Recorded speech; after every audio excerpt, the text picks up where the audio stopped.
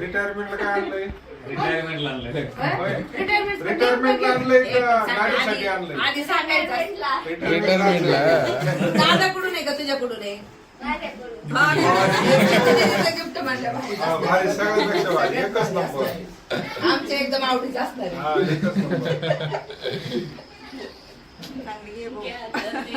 चला ते आता हा. बरं दिलं मामा. असं नाही हो तिला देऊ दे ना म्हणून लाडूच म्हणा त्याच्यात. लाडू आणले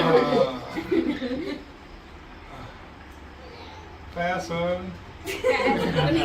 मामा गॅस करा आता गॅस करा खोलायचं का आता? आता मला म्हणा. होय, खोलायचं का आता? ज्ञानेश्वरी असेल ना तुमच्याकडे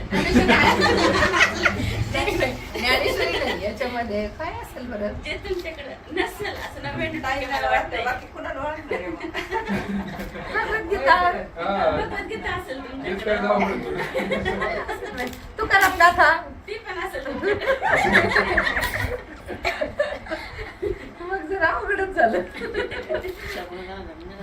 काय असेल म्हणजे तू सांग जाऊ दे जे तुम्हाला माहित नाही ते असणार तर कानात येऊन सांग कानात माझ्या वाचनातलं काहीच नाही म्हणल्यावर मग काय असेल नाही म्हणलं तरी ज्ञानेश्वरी असेल गाथा असेल सगळं पण ती मामाला दिली आहे ना बाळा आता एवढं नाही.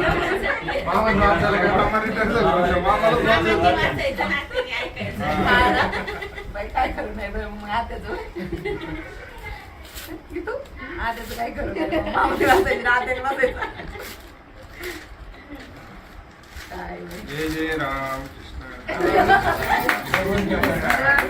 श्रीरामचरित मानस बापरे कसलं सुंदर ना. नाही करत. किती छान. इकडे दाखवा आणि इकडं मला मामा आत्ता नव्हतं मामा माझ्याकडे मामा इकडे दाखवा इकडे दाखव. दाखवा ना असं. इथं हात लाव त्याला. हात जोडून हा. असं धरा.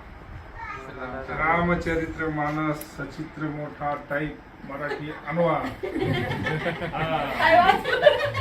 काय दिलं ते वाचलं का?